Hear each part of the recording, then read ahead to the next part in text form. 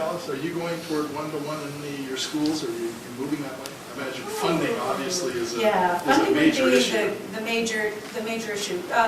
We have 14,009 students in Renton, rich demographic diversity. In fact, the white population is the minority. We have 87 languages, and what teachers face with students, not just the beginning of the year, but throughout the year with the changes that happen in the classrooms, it's a very different challenge than the group who has won at the game.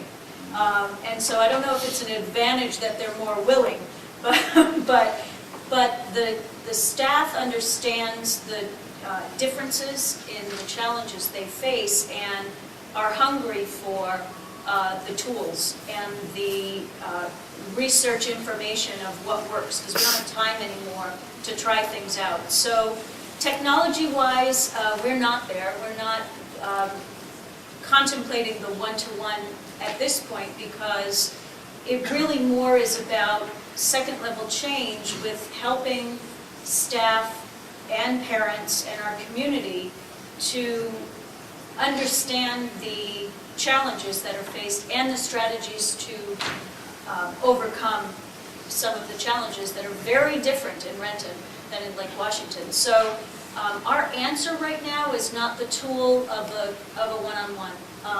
Now, one-on-one support for instruction would be a different strategy. That we could use, but even that example, technology could be provided as a tool for meeting some of those needs.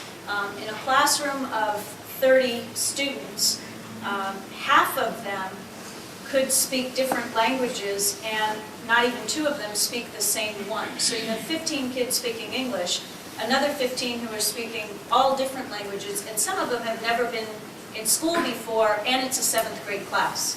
So, you know, the differences in what the needs are to meet those kinds of educational learning needs, a one-on-one isn't quite the answer that we're ready for. In the future, it could be very instrumental, but the funding barrier is one, especially this round of state support, or lack thereof, will not help. And it could be a future vision, but is not the immediate goal.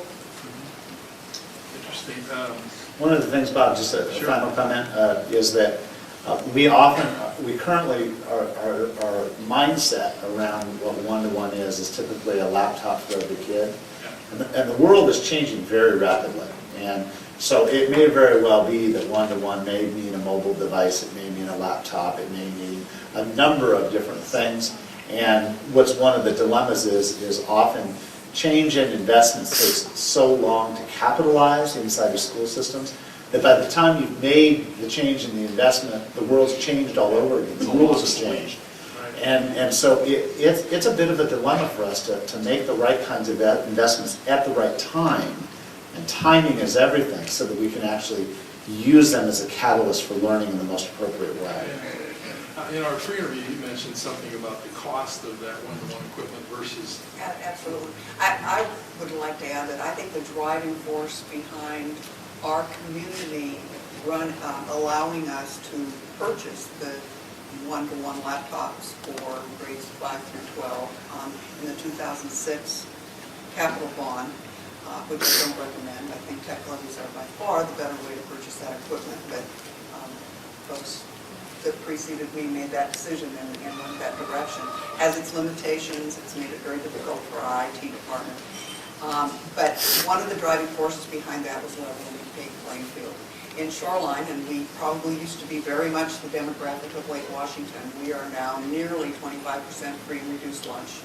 Low socioeconomic, we are 39% minority. We're serving a very different demographic community than we were, say, 15 years ago.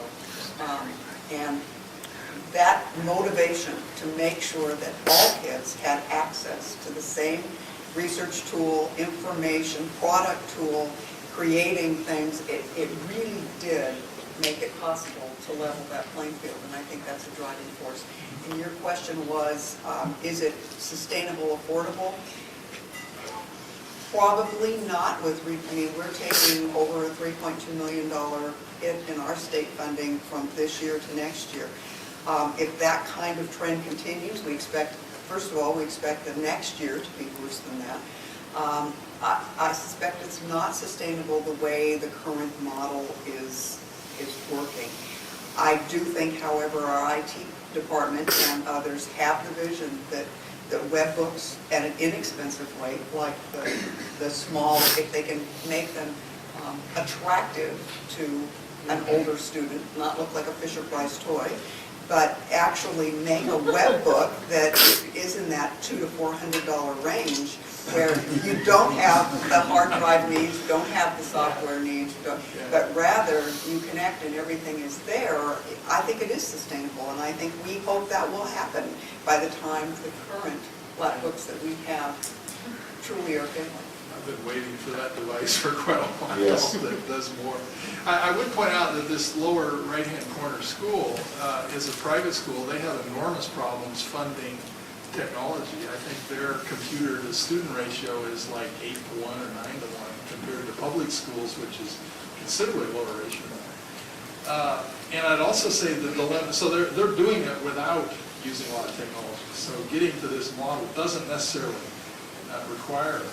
The other thing that's interesting is that over half of the kids going are out of Lake Washington's district, where you say they're winners in the current system, but even so, as parents, they're looking for a new active model where their kids are not bored and their kids are very busy. You go through that school, they don't even see you.